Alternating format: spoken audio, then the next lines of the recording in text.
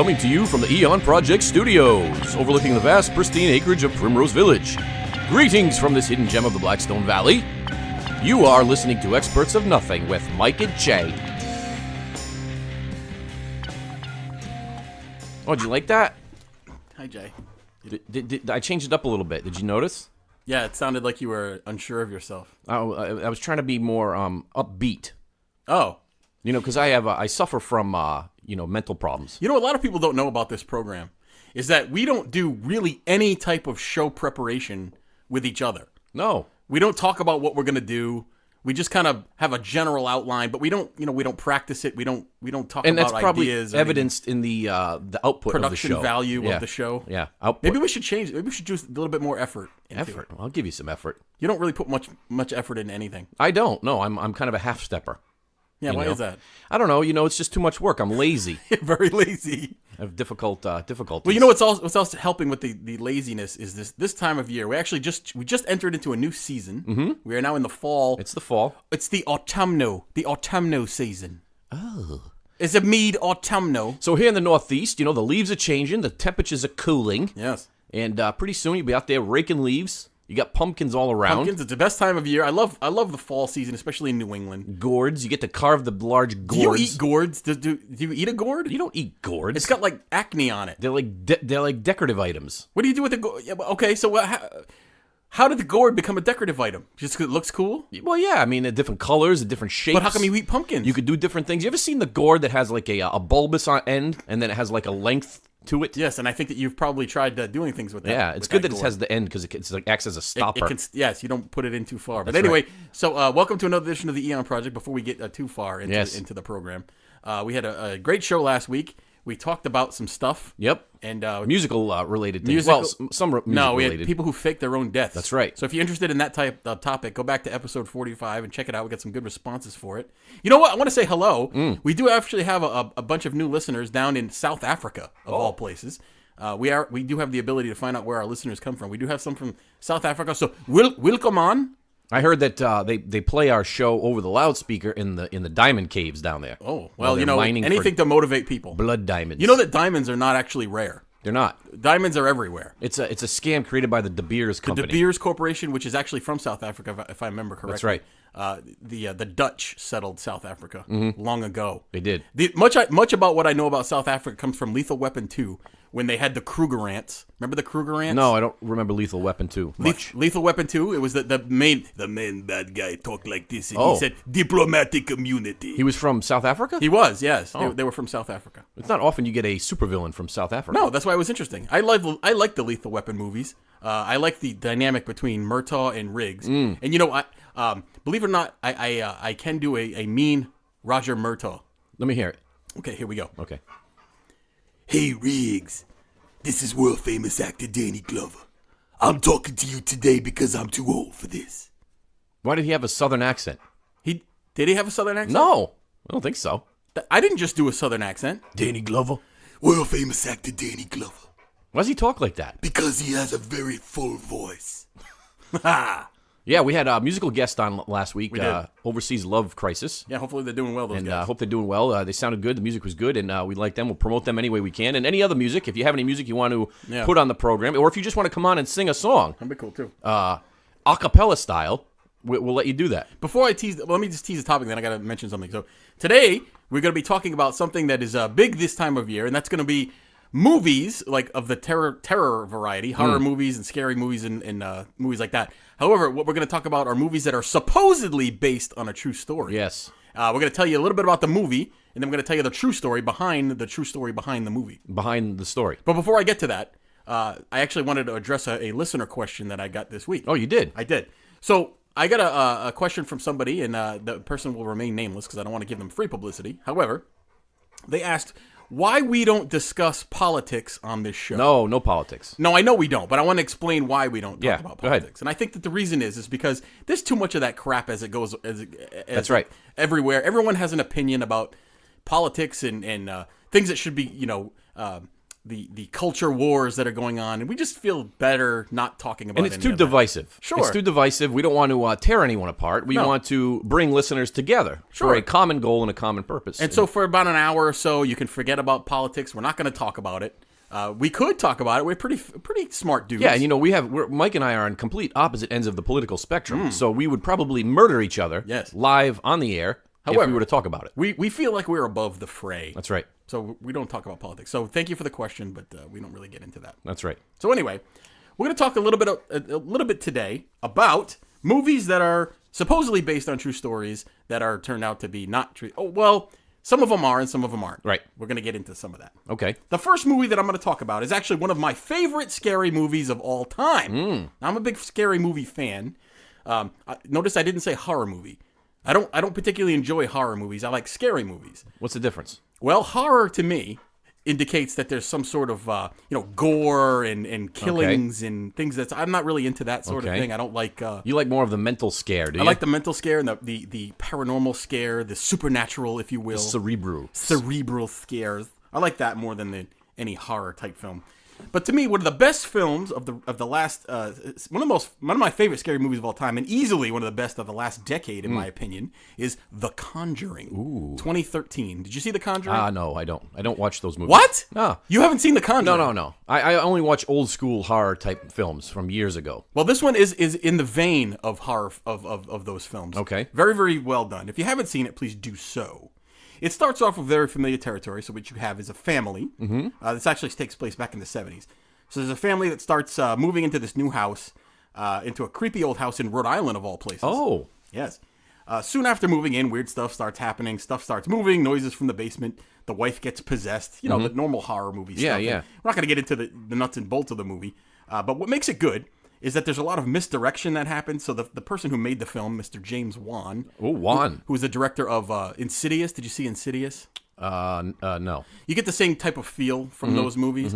Anyway, so the way that he shoots the movies, a lot of misdirection and stuff, and there's a lot of good jump scares, and the atmosphere building is really good. So by the end of the movie, you're really into it, and you kind of get invested. Paranormal superheroes, Ed and Lorraine Warren, are actually called in to investigate.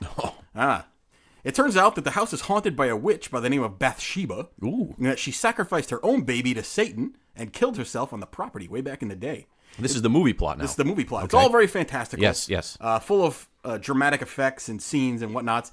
And it says it's based on actual events. I don't remember if it says based on a true story or makes it or based on actual events. They usually use one of those two disclaimers. Right. But what can we point to in real life that says that it is based on a true story? Is there any actual documentation of this? Aha! Okay. According to Andrea Perrone, the woman who lives in the house, not Eva Perrone, she's different. I don't know who Did you that ever see Evita? Evita. That had Madonna in it? Yeah. Ah. Anyway, that's Eva Perrone. Okay. This is Andrea Perrone, who lived in the house, the actual house in Rhode Island, and experienced the phenomenon. According to her, what is depicted on screen, a lot of which is actually real. She wrote a book called House of Darkness, House of Light. While some of the family members corroborate the accounts of Andrea, others have refused to comment at all. As for the witch Bathsheba, there is actual historical evidence that she did exist. She lived in the home in the 1800s, and a child did mysteriously die in her care with a knitting needle was thrust into the infant's spine. Oh. That sounds gross. That's a bad way to go. Yeah. But it wasn't her kid. And the woman Bathsheba was actually way older than the movie suggested. She was an older lady at the time of this death.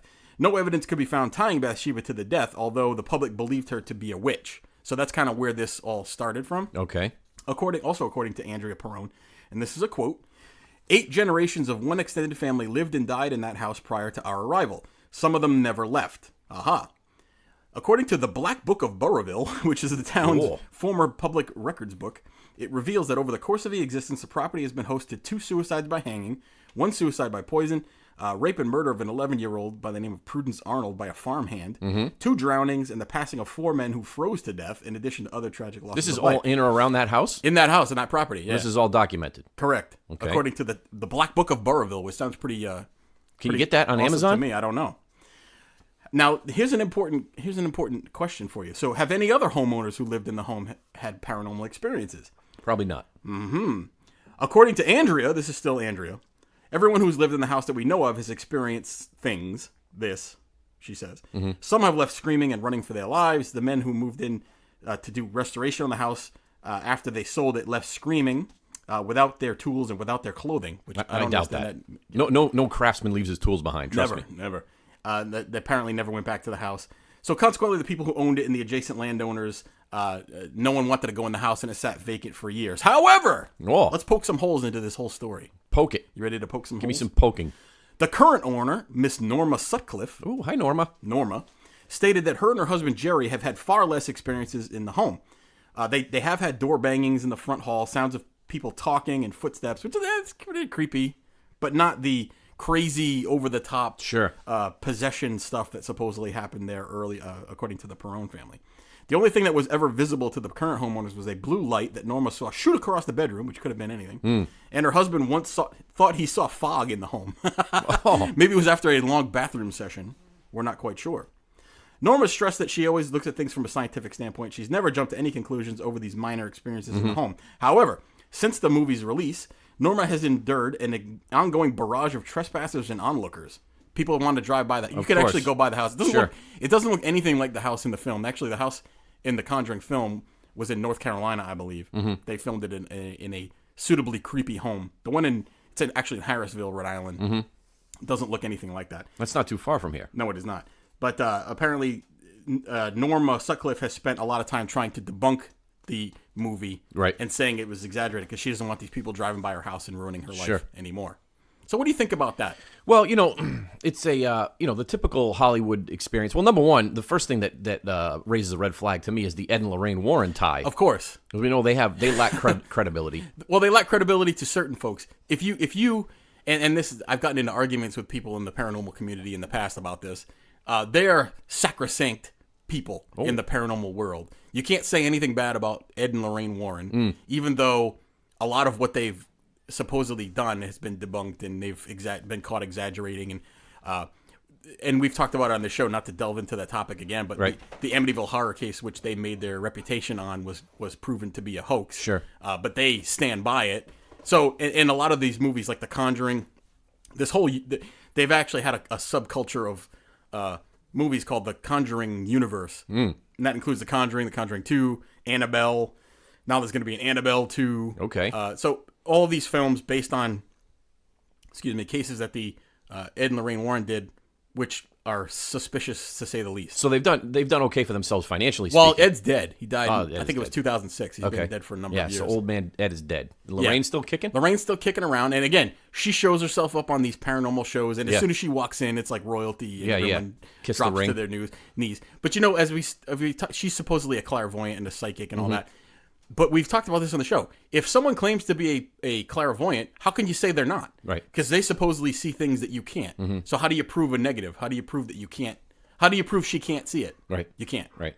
You can't. Well, it just goes to the and like we talk about here on the program, these things do happen. Paranormal events do occur. But when's the last time you ever heard of anybody being killed by a ghost? You know what I mean? Like usually those examples of things, extreme examples, are very over the top. Over the top. The things that are over the top are either rare or they don't happen at all. Well, according to the mythology, according to the mythos of the whole thing, supposedly human spirits can't touch you at all, whereas demonic entities can, and so there's a whole bunch of there's a whole bunch of rules of which I don't understand. We'll talk more about demonic possession here shortly, but it's definitely interesting to say the least. But you know what? Hollywood has to do that. They have to take liberties with things. Well, of course, and they're in the business of entertaining and selling tickets. The movie's very entertaining. If you haven't seen it, I would definitely recommend watching it. Pretty scary at parts. Sometimes some parts I was actually scared myself. But I watched it by myself in a dark room. Do you put your hands over your eyes or do you turn away? What do you do? No, I just look at it. You just watch? Yeah, I just watch it. Oh. But anyway, check it out, The Conjuring. Okay. That's good. Anyway. Well, but quickly before I get into my topic, my movie. Yes. I want to talk a little bit about something I saw on the news last night. And it was these I caught the tail end of this story, and it was this guy, he was kind of like he was like a whiz with numbers. A whiz. And there was a particular state lottery that somehow he figured out. He came up with a computer formula that would give him the winning numbers to certain lottery drawings. Okay.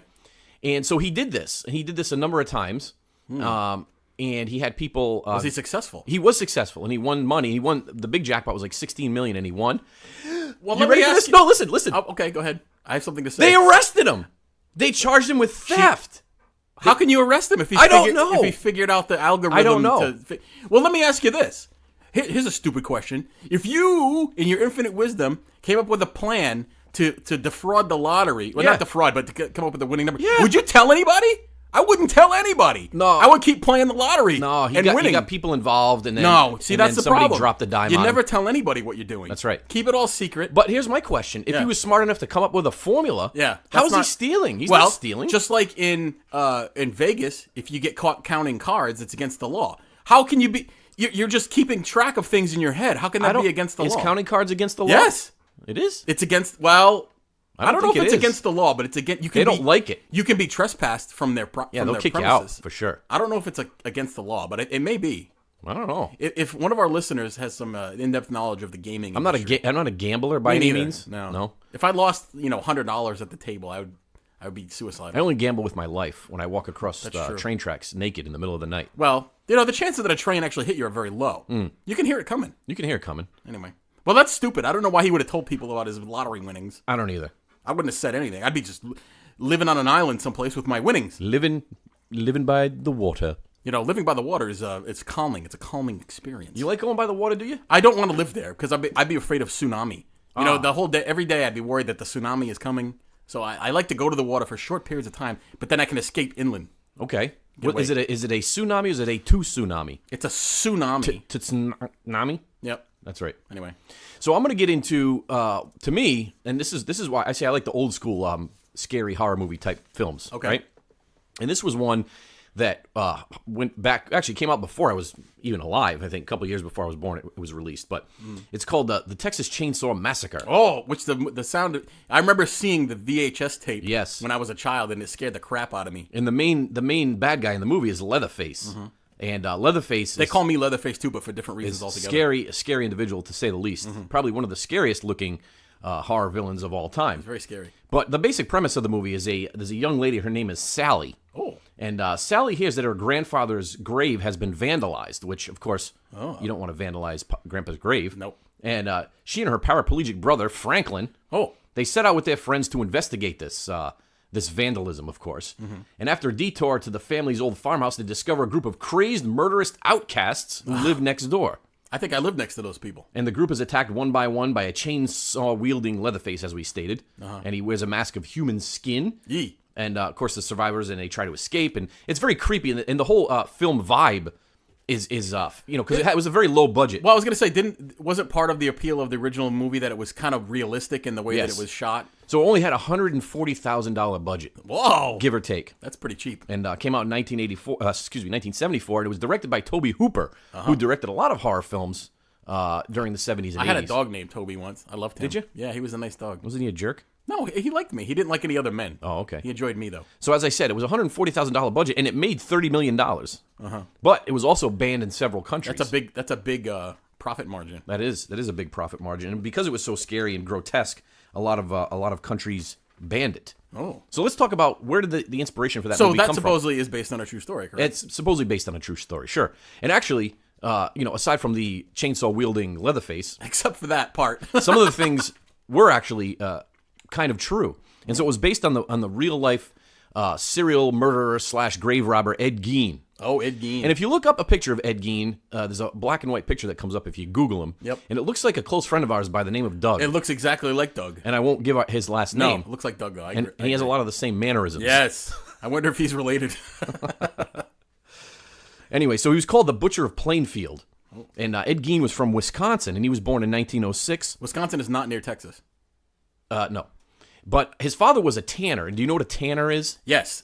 They go to tanning beds, and they get the orange tan a la Hulk Hogan 1986. Close. It's the person that has you go to these places and they have a spray thing, and you get in there naked, and they spray you up and down. And they You have get to be all naked, tanned. though. You want to make sure that you're naked. No, a tanner is somebody who takes the hides of animals. Yes. And processes them for different things. Yes. Yeah. So anyway, that's where Ed kind of learned some of his skills, his butchering skills, if you will. Learn how to clean and dress animals growing up and things of that sort. Excuse me. You're always heaving over there. I know I always have things in my throat. Always. Because I talk, I have excess phlegm that You have builds a up. mouth fetish. and I have things in my throat, Oral fixation. and that's what happens. So anyway, apparently as a child, or in his younger days, Ed's brother Henry was killed mysteriously. Ooh. And they said that it was a fire that killed him, but there was no evidence that he was burned in a fire. It looks like he had some sort of head trauma. So there was always belief that Ed had killed his brother. Oh, I see. And that was his first kill. You know, that's what. Not to segue away, Yeah. but you know that this harkens to the Clegane brothers. You know who the Clegane brothers are? From Game of Thrones? Yes, Sandor. Yeah. And what's the other Clegane? Big Clegane. Mountain? The Mountain and the Hound. Yeah. The Mountain burned the Hound's face. That's right. In a fire when they were younger, and it sparked a lifelong hatred of one another. And it's actually boiling down. There's going to be a climactic battle between the Hound and the Mountain this season. Sorry, The Mountain Hound. didn't mean to do that. That's all right. So in 1957, a local hardware store owner had gone missing. So upon checking the area for this hardware store owner, authorities checked old Ed Gein's house, right? And they found all kinds of things. I'm going to just give you a few examples here. They found human bones and fragments, a decapitated body hung upside down like a deer, Ouch. a wastebasket made out of skin, Ew. human skin covering chairs, skulls on bedposts, bowls made of skulls, faces in bags, It sounds like Glenn Danzig's living room. skulls in bags. He created a suit out of skin. And he called it the woman's suit, and he would crawl into the skin of the woman. Oh God. And he did all kinds of crazy That's things like disgusting. that. So, as you can see, the whole skin thing from the Leatherface, where the skin mask, that's where that originated from. You know, there's a lot of you could just you describing that. You could probably see a bunch of other movies in there too, like Silence of the Lambs Yep. had a very similar storyline. Yep. And there's been a couple other ones that have the skinning thing. I think I find it interesting. Like, what sets these people down this dark Well, path? well, Like, let me you ask can't you even this. you can't even make that stuff up. So Ed Gein though was, and please correct me if I'm wrong, but they had trouble pinning actual murders on him, right? That's right. He defiled graves. And That's right. He robbed graves and stuff, but they didn't know if he actually killed anyone. Correct. So they would he basically would scout out the freshly buried bodies at graveyards. Yeah. And he would dig them up, and a lot of those pieces of bodies at his home that he would work with came from graves and such. Right. So they did have a hard time pinning some of the murders on him. But yeah. But so anyway, so your question was, how does somebody get to that part? Yes. I think, like anything, it starts off small, and then somebody tries it once, and then it's just like anything bad that you do. Right. You know, you smoke cigarettes. Oh, you smoke one time, and then you get addicted to it, and then all of a sudden you're smoking butts behind the gymnasium with the guy with the Slayer T-shirt on and the denim jeans. That's right. And the denim jean jacket. And he has the remember that kid and he always had the brush in his back pocket. Brush in the back pocket, the feathered dew. That's right. Did you? You know, I was never cool enough to have a denim jacket. I never had one. No, I used to have various denims. Really? I had all colors. I had the acid washed. Did you have the pins? You know, remember for a while it was cool to get the pin, like the Yeah. band pins. Yeah. Like Journey and Loverboy, you would have the pins. No, on I didn't have a lot of pins. No? I had a couple pins, but I didn't put them on my jean jacket. Speaking of Loverboy, we heard that Loverboy, the band, actually has listened to this program and liked it. So That's right. If you're listening today, hello. Hello, We Loverboy. enjoy your work. Good stuff. That's right. Anyway, So anyway, yeah. So I had the various jean jackets. Black one. I had a black one. you had a black. I had a jean jacket? white one. Speaking of which, yes. I hope my wife's not listening. Have you ever watched the show The Goldbergs? No. Okay, so it's set in the 80s. It's really funny. It's a sitcom. It's a funny show.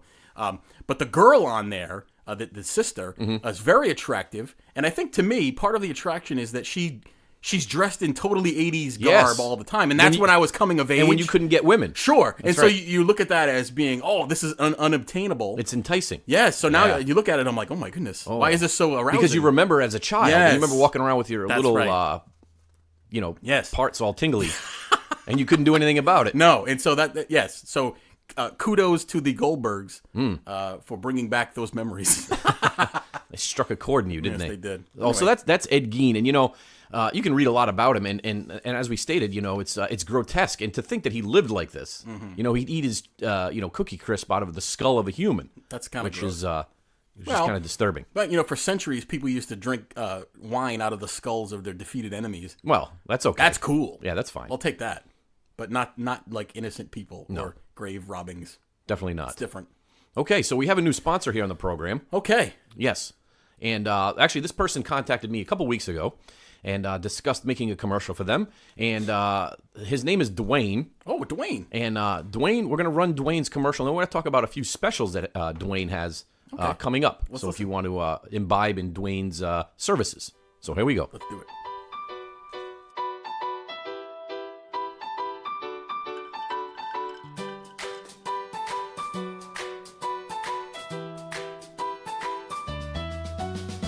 Dwayne's Decadent Delights and Sweet Drunken Nights. Drunken Nights. It's a candy store. It's got booze and more. It's Dwayne's Decadent Delights. Hey there, at Dwayne's, we got all the things you loved as a kid. We got Fun Dip, Twizzlers, candy cigarettes, Boston baked beans, Necco wafers, you name it. But we don't stop there. Let's combine sweets and teats for an all-adult candy, booze, and fetish adventure. Rent one of our Wonka rooms for a sweet and tasty adult drunken experience. We're here for the kid in you and the deviant too. Oh! Dwayne's Decadent Delights and Sweet Drunken Nights. Drunken Nights, it's a candy store. It's got booze and more. It's Dwayne's Decadent Delights.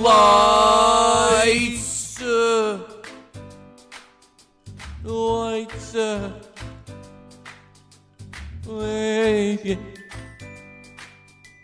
Dwayne's. Oh, there you go. There's Dwayne's Decadent Delights. That sounds like a great place. And actually, Dwayne is running some specials this week. Oh. You can email me at TheEoNProject@yahoo.com. He's doing a alcohol-infused adult candy party that you can take part in if you're interested. You know, I am most interested in the Wonka rooms. Yes. Do they have a juicer room? They do. They have various Wonka-themed rooms that you can take part in and experience. I would go to Dwayne's if I was a single man. Well, you know, I'm going to go anyway. No, you bring your wife with you. Yeah.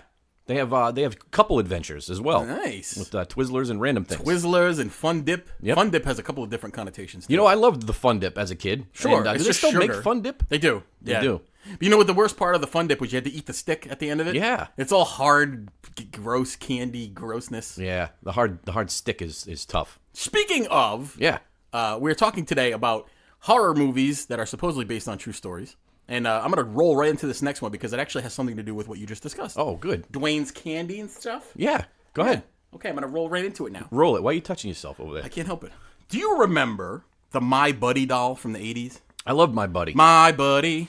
My buddy, wherever I go, you're gonna go. My buddy. That's Anyway, it. He was kind of this creepy boy doll with red hair. Yep. You should never trust ginger things anyway. But this one, the My Buddy doll was very popular in the 1980s. Everybody had one. I didn't have one because I thought he was always creepy. However, they created a horror movie about a possessed My Buddy doll. Okay. And they called it Child's Play. Do you remember Child's Play? Yes. 1988. And there's been a million sequels that came after it. So we all know the story. Well, maybe some of you don't. A serial killer's soul has somehow made it into this doll. I think they were going to execute him or something like that. And his soul makes it into this doll due to some black magic. And he goes around killing folk as a doll. Yes. I always thought the concept was rather stupid and not really scary. That is, until I learned that Child's Play is actually based on a true story. Oh. I bet you didn't know that. I did not know that. But you're familiar with the Child's Play movie. Did you watch them? Yes, and they scared the pants off of me. Why did it scare you? I didn't like it. Why? Because because it was just a doll. It was a doll. It was supposed to be a friend. All of a sudden, it comes to life. It starts wielding butcher knives around, stabbing and killing people. Yeah, I agree. It's kind of a creepy concept, but I didn't think it was that scary. However, let's transform to real life, and we'll see where the Child's Play theme came from. Okay. Shall we? Mr. Robert Eugene Otto, or Gene as his family called him, was a young boy in the early 1900s down in Key West, Florida. Okay. You ever been to Key West? No. I heard it's nice. It's pretty far down there. Yeah. Anyway, the Otto family was rich enough to have a maid, and she was from the Caribbean, apparently. And the maid gave Gene, or little Gene... Was her name Tituba? No. Oh. Gave little Gene a strange straw-filled doll to play with. Mm-hmm. Gene loved his life-size doll and brought it everywhere, even named it Robert after himself. Oh, Bobby. It wasn't long, however, before people began noticing that signs of Robert the doll was evil and mischievous. Mm-hmm. Some said that the maid was actually a practitioner of voodoo and cursed the doll for some reason. Maybe the Ottos didn't tip well, didn't give Christmas bonuses or something. Uh-huh. So this is taken from Atlas Obscura, which is a cool resource for stuff like this, if you ever want to check it out. Okay. Quote, as rumor had it, the Ottos and their servants would often hear Gene in his bedroom having conversations with himself in two entirely different voices. Furthermore, the Ottos would wake up in the middle of the night to Gene screaming, only to find the frightened boy in bed surrounded by overturned furniture. Gene would blame Robert the doll for messing up his bedroom, while Robert would be glaring at Gene from the foot of the bed. Oh. Soon after, mutilated toys and mysterious happenings would appear throughout the home, only to have Gene proclaim each time, Robert did it. Although the Ottos didn't quite believe Gene, it was reported that they could hear the eerie sound of Robert giggling around the house, and passerbys even claimed to see a small doll moving from window to window. Eee. Wow. Robert was eventually moved to the attic, where he remained for a number of years. Robert, Oh, not the doll, not the boy. Oh, okay. I thought they put the boy up there. No. So Gene inherited his family's Key West mansion after his parents passed away, at which time Robert the doll returned to his old bedroom. The turret room, which actually, if you see it, you know those turret cool. rooms, like they have like the panoramic views. And there's a machine gun nest? That's what I would put up there. Okay. But I don't know that these guys did that. Anyway, so they put him into the turret room. By then, Gene was working with a local artist, and folklore insists that Gene would spend his days alone in his mansion painting with his own old friend Robert the doll. Gene eventually married, and many tales of his wife's disdain for Robert arose. Conflicting rumors surfaced, some alleging that Gene's wife died from insanity after locking Robert in the attic. So Gene kept bringing Robert into the bedroom That's with him. right, for quote-unquote play. Oh, straw play, though. That would be painful. Others report that Gene died with Robert by his side. Today, Gene's residence operates as a bed and breakfast called the Artist House, and visitors can even stay in the old turret bedroom. Is Robert still around? That's a good question. Robert the doll now lives at the Fort East Martello Museum in Key West, Florida, where some believe his hair color and soul are both slowly fading. Visitors beware, however, as Robert's current favorite mischievous act involves casting curses on those who take his photo without asking permission. To date, the walls near his glass case are covered with numerous letters from previous visitors and naysayers begging Robert's forgiveness and asking them to remove any hex he has cast. Oh. So that's a pretty interesting story. You get this doll given to a kid by a voodoo practitioner. The thing is apparently imbued with some sort of supernatural powers. Yes. And it drives everyone crazy. Does it come to life, or does it just sit there? Well, some people say that its expression changes. Or like you said, that it's moved around from room to room. See, this gives me a good idea. What's that? I'm going to get one of these dolls, Okay. and I'm going to talk to it every day and pretend Maybe that your it's wife alive. will leave you. And then, well, that's one thing. And then the other thing would be if something goes wrong at the house or in our lives, I'll just You can blame it. I'll blame the straw doll. That's a good idea. You could also blame the dog. Like I blame the dog for farting. Yeah. Yeah. That's usually me. Yeah. But I say it's the dog because the dog can't defend itself. No, but my dog, when it farts, it panics. It's scared by its own It looks fart. at his behind quickly and then runs to another room. It doesn't believe that something so foul could come from its own body. Anyway. That's right. So what do you think of that? So You think Robert it's the doll. possessed? No, I don't think it's possessed. I think it's a pretty cool story. Good. You know, I think he was a weird kid. There's always weird kids. You ever notice that? There's always that weird kid. There's always weird kids. And if you can't find the weird kid, more than likely it's you. Probably you. Yeah. So I'm going to talk about The Exorcist. Ooh. And The Exorcist, another frightening film. I don't know if it just happened because of the 70s. 70s were a frightening time. Well, that's the advent of the horror movie. That before that they had the creature movies like Yeah. the vampire and the Frankenstein and Creature from the Wolfman. Black Lagoon. Yeah, but they didn't really have supernatural scary stuff. Right. The Exorcist was another film that was banned in several theaters across America. Let me ask you, what does banning do? It makes people want to see it even more. Exactly. Why do people ban it? I don't know. They think they're doing something virtuous. Okay. Who knows? But anyway, the Exorcist film came out in, I think, hold on, let me just double check my notes. Why do you have notes? 1973, I believe. Yeah, 1973, and it was based on a novel by William Peter Blatty. Which is a cool last name. Blatty. And it starred the great Max von Sydow. Max von Sydow was in all these horror movies, man. As a matter of fact, he's still making movies. Is he still alive? Yeah, he's like 117. Max von Sydow, wasn't he in was he in Star Wars? No, that was Christopher Lee. I'm sorry. No. That was Christopher Lee. He's dead, I think. He is dead, yes. Yeah. And Linda Blair. Do you remember Linda Blair? I had the hots for Linda Blair, man. Not in that movie. No, not in that movie. But She was afterwards. too young in that movie anyway. Yeah. And she looked disgusting. Her name was Reagan. That's right. Yeah, I remember That's that. right. And that movie had a budget of $12 million, and it grossed, you ready for this? $441 million. Wow. Yeah. That's quite the return on investment. That's right. And you know what? It's probably still making money today, but course it that was just the box office return. Well, that movie has a you just say it and everyone has a visceral reaction to it, whether you saw it as a kid or you're afraid to or whatever. That's right. People just think of it as that movie. And you know what? It's timeless in the sense that, a lot of these movies that you watched as a kid that frightened you and you watch them now and they're stupid, like probably Child's Play would be one. Right. But I think The Exorcist is still pretty good. It's still mind-numbing and scary at the same time. It's unsettling. That's is right. what it is. So basically, the premise of the movie, and it was one of the most profitable horror movies of all time, as I stated, and it's loosely based on actual events, and I like the term loosely. You know, as Mike Hold on loosely. Who's that? Who sings that? But don't let it Come on. go. Come on. That's Boston. Hold on loosely? No, it's not. No, it's 38 not. Special. 38 Special. Shoot. There you go. The young girl, her name was Reagan in the movie. That was played by Linda Blair. She starts acting odd. She starts doing all these strange, weird things. And I remember one of the scenes that disturbed me the most was when the mother was having a party. I don't know if you remember this part. And and Reagan comes down the stairs and in the middle of the party. Like backwards, right? In her nightgown. No, and she stands at the bottom of the stairs and she Oh, urinates. and then she urinates. Yes, I remember which that. catches everybody off guard. Oh, who doesn't do that at parties? I urinate on myself all the time. That's right. But then all kinds of other weird things started happening. She's levitating, speaking in tongues. How do you speak in tongues? So of course, she seeks medical help, only to hit a dead end there because the medical world cannot stop demonic possession. You know what's funny about the medical world? They can rarely tell you what the hell's going on. They never know what's A going on. lot of times you go in there, you go, "Hey, I got all these symptoms." They go, "Well, I don't know." It's you must have some stress in your life. If you don't know, then how am I supposed to know? Yeah. If you don't know, they just say it's stress. Here's some medicine. How does the medicine work? I don't know. Oh, there's a pill. Yeah. It's a heart pill. It'll give you erection. All right.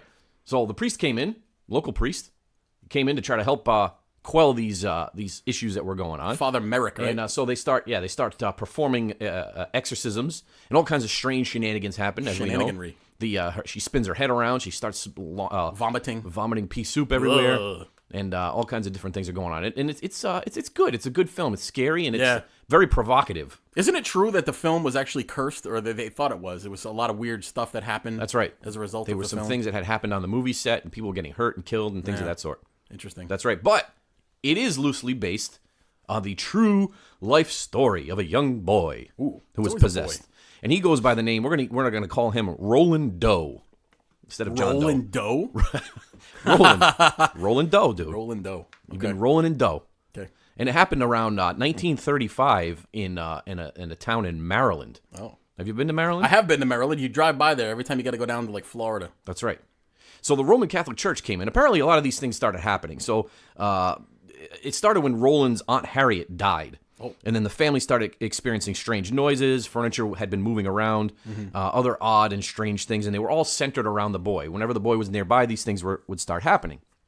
So, of course, the family was religious. They called in the local church to come in, and Father Hughes was one of the gentlemen that came in and started conducting some of the exorcisms on the boy, and at a Jesuit hospital. And those Jesuits, man, always up to no good. That's right. And this went on for a while, and he had, they had to restrain him at times during some of these exorcisms. And he had superhuman strength, and he would rip out of his restraints. And at one point, he took a piece of the restraint and he slashed one of the people at his bedside. Ouch. And who doesn't do that? But at one point, they decided they were going to move to St. Louis and seek the help of the Alexian brothers. Oh, those Alexian brothers. The Alexian Brothers Hospital. It sounds like they would be selling used cars. That's right. Those buy here, pay here sites. Hey, come on down to the Alexian Brothers. Alexian Brothers, we got this 1987 Mustang. It's 3 miles per gallon. Everyone financed here at Joey Alexian's CAD dealership. $3 down, $4 a month. That's it. Anyway, they performed some more exorcisms on the young boy, and eventually they were vanquished, I believe. And then the kid went on to live his life. They were vanquished. But, as you can see, and this is a supposedly documented case of a true life exorcism. And we've talked about exorcisms here on the program before. We have. And my problem with the exorcism, I believe, my personal opinion is that anybody's demons are internal demons, right? That are not of the supernatural variety. You don't think that there's a thing called demonic possession? No. Oh, okay. We disagree then. You think that demons can overtake a body? I think it's possible, yes. Really? Let me hear about that. No, I just think it's possible. Okay. I think that a lot of the times it's not, but I think that it is a phenomenon that is possible. And if you are a religious person at all, then you believe in it too. Or if you don't, then you don't adhere to your own religions. Well, I'm not a religious person. You're a spiritual person. I live in the spiritual realm. But here's my problem with this. Oh. Let's say that there is a demon, an outside supernatural entity, has the ability to overtake your body. Yes. You think that a priest coming in and saying a couple prayers is going to eliminate this demon from you? Yeah. Really? Well, then they're not very powerful. Then No, I You mean, wave a cross around, sprinkle some holy water, and say a couple prayers, and I think off that they go. Their hold is tenuous. And if you have read anything about the phenomenon of exorcisms and demonic possession, you would know that it's not just a simple set of prayers, say a couple Hail Marys, and the thing disappears. It's a very intensive process. As a matter of fact, usually requiring multiple sessions of exorcism, sometimes over years, to get rid of something. So no, I don't think it's something as simple as saying a couple prayers and throw holy water and thing disappears. No, I think it's that in cases of true demonic possession is actually something that takes some work, and it is a spiritual battle that takes place. But don't you think that a person who is supposedly experiencing this has there's a possibility that whatever mental deficiency they have, of course, there's a possibility that the priests and everybody else around are feeding into this. Of course, if fantasy? if it's not a real possession, yes, and I think that a large percentage of them are not real. However, there are some that are. So if you even if you admit that 3% of demonic possession cases are real, then you're talking about thousands of cases of possession per year. So I think you're wrong. Okay. But anyway, Well, so you're done with your. let's try it. We know what we should do. Do Let's not. an exorcism here live on the radio. That sounds like a great idea. on the podcast. That'll be fun. We can have alcohol. We can have Oh, that would make it more fun. Dwayne come and Dwayne and his supply all the necessary candy delights. tools to go along with it. I have one more. Okay. I have one more movie. Let's hear it. So this is actually something that plays into some of my fears, and I think you as well. We share some of the same stupid fears. People knocking on our doors has become an even more, ever more rare occurrence these days. People don't normally knock on your door anymore, right? No, but you know what's funny? Like how have we changed as a society, right? So back when we were kids, like somebody would ring the doorbell and knock, and you get excited. You would get excited. Yeah, like, open the door. Somebody's here to visit, and now you hide. Oh my God, I hide. You duck on the floor. Dive to the floor. You low crawl around. You don't let anybody know you're tell home. the dogs to shut up. You're That's just right. trying to hide. You look out the windows to see who it could be. You go lock and load. Yeah. Yeah. You know, you got to prepare to defend yourself. You don't know who's at your door. That's right. I, for one, have never liked people knocking on my doors. However, it happens so infrequently that it's become more of a nerve-wracking experience when somebody actually does knock on your door. It doesn't happen very often, but when it does, you get all upset. Yep. Now, to make matters worse, every once in a while, a movie comes out that makes everyday fears even more worse than that. Mm-hmm. So now we have 2008's The Strangers. Have you seen The Strangers? Are these masked people? Yes. Okay. Starring Liv Tyler and Scott Speedman, which I get confused between Scott Speedman, Ryan Reynolds, and Ryan Gosling. They all look the same. How do you know the difference? I never heard of Scott Speedman. You have seen him. He's been in a lot of things, but he's a generic, like, pretty boy look. Okay. It could be Ryan. I like Ryan Reynolds because he was Deadpool, and I think he's pretty funny. Yeah. But before he was Deadpool, like, he was just a normal, good-looking dude. Ooh. Ryan Reynolds, Ryan Gosling, they're all the same. Oh, so handsome. I'm not as handsome as any of those guys. No. Anyway, so the movie came out in 2008. It claims to be based on a true story. So the basic plot is this. There's this couple alone in this kind of remote-ish house, and they're having a tiff, as it were. The basic plot is that they're having a tiff. They're arguing. It's late at night. Suddenly, a girl knocks on the door and asks for someone who doesn't live there.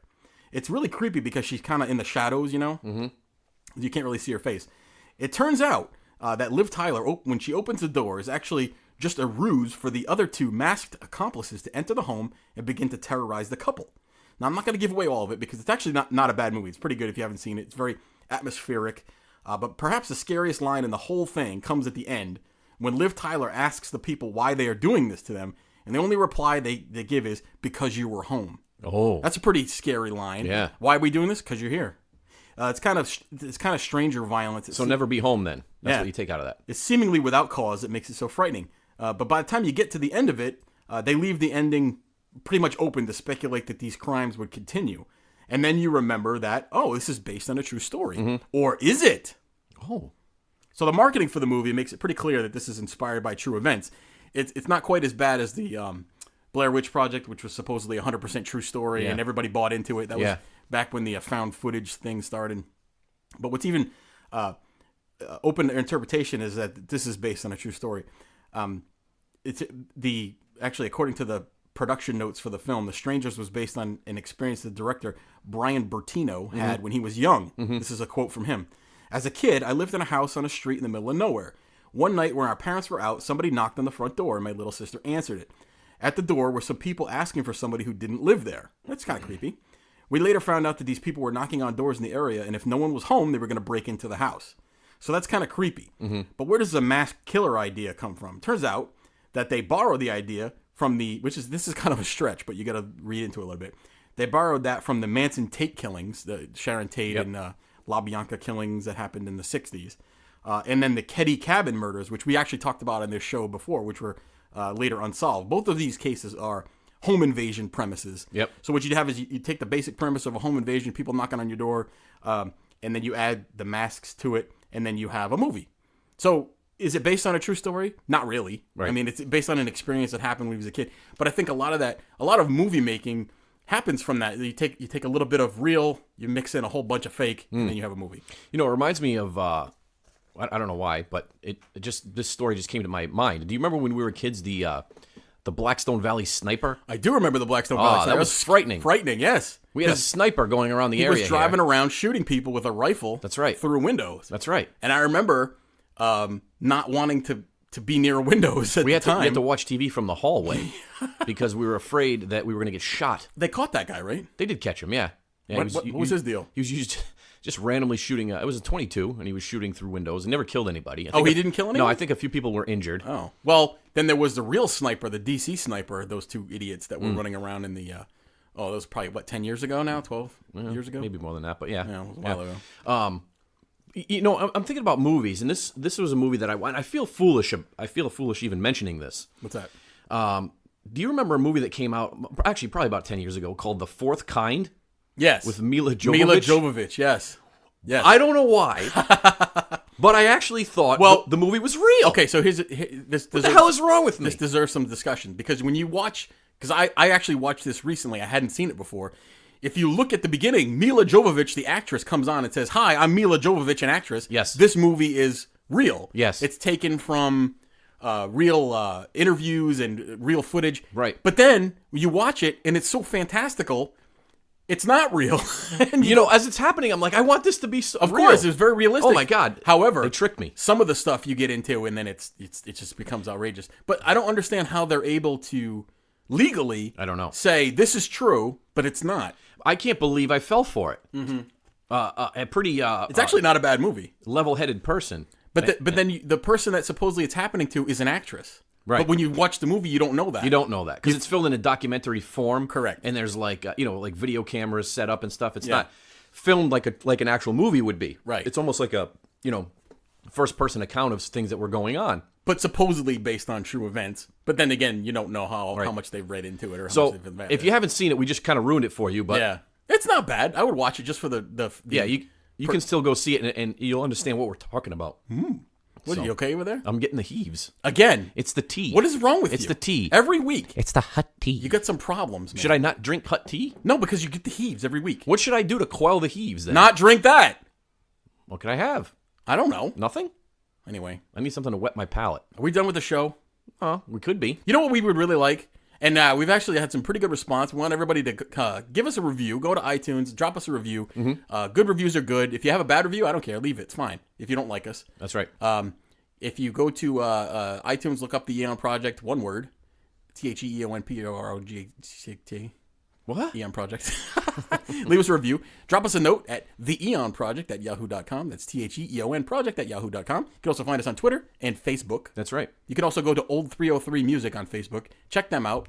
Brent and his stuff. He's got all sorts of good stuff for sale. That's right. And the promotion is ongoing. Yep. Still got the It's free ongoing. guitar So promotion. eventually 100 reviews will be hit, and whoever that person is will win the free custom guitar from Old 303. $500 value. That's right. And, in a show that we've been tossing around for a while, but it's got put on a back burner because we're actually bringing in a third party for this, so it's tough to coordinate certain things because, everybody's busy. It's tough to get people through the security here at the Eon Project That's right. Studios. You have to go through an extensive security background check, a body cavity search. If you've thrown ice at people in your life, you won't get in. So don't try to hide anything in any of your orifices. No. Otherwise, you won't get in. Nope.